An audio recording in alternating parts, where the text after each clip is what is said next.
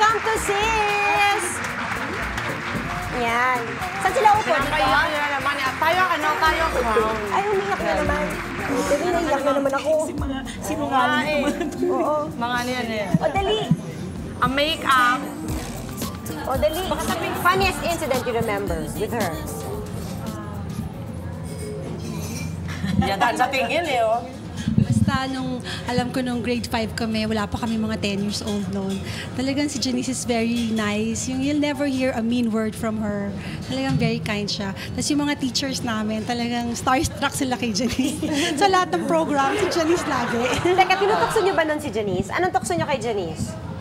Actually, hindi naman siya tinutokso kasi nung pagdating niya sa school, di ba wala siyang friend, tapos inaano siya kasi artista siya. So, naawa kami sa kanya. So, sabi namin, friend, Salamat kayo naawa sa kanya. Ayan, hinahabol namin kasi hinintay namin pag may bumisitang artista doon. Yun lang pala. Yun lang pala. Si Gabby. Si Paxo. Ah, natatandaan pa. Terno ang damit, di ba, matching? With stationery. Ano yung sabi ng Paxo?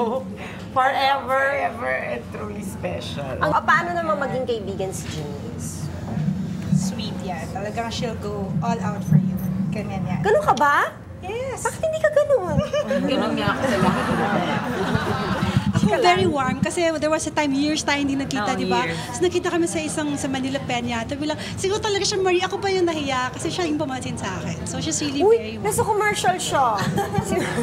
I-plug ko bigla. Oo, ikaw. Very true friend. Whatever you tell her, basta meron ka lang sabihan na konti, yeah, she will give advice already, o ganito. Then Give siya ng advice? Yes, and then after a while, may libro pa yung ibibigay sa'yo. Yeah.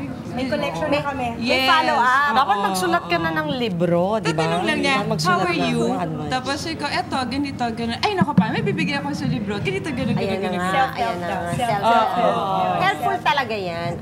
What kind of man do you think she deserves? Naku, ayan na. Made to order. Hindi pa siguro pinapanganak.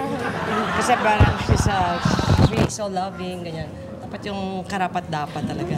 We can love her more than she's capable of loving. Ano kami niyan, twins, ganun din ako magmahal eh. Baliw. Mahirap, baliw, mga baliw. Bye. Talagang din, mga baliw. Well, definitely she deserves more or better. And And what? and you know, we're here naman to guide her. We tell her what's the right thing to do. And ano, kaya alam minsan hindi nakikinig. Alam ko yan. Birthday wish for Janice. Birthday wish. Nag-mic daw ako, may mic na ako. Ako, ang wish ko, sana mawala na yung sadness in your eyes that I see. Meron pa. Same thing. I hope you find that right person already because I know that there's so much love inside you, Janice. Okay, di ba? I hope that yung new chapter in your life, hindi na mag-end, never ending na. Wala nang new book. Ito na. We love you. I hope you find the right person talaga. Not necessarily na makakatuluyan mo na talaga forever, but you know, yun nandyan lang. Yun nandyan lang. That somebody will be true. Yun talagang true love, true friend, everything. Hindi ka iiwan.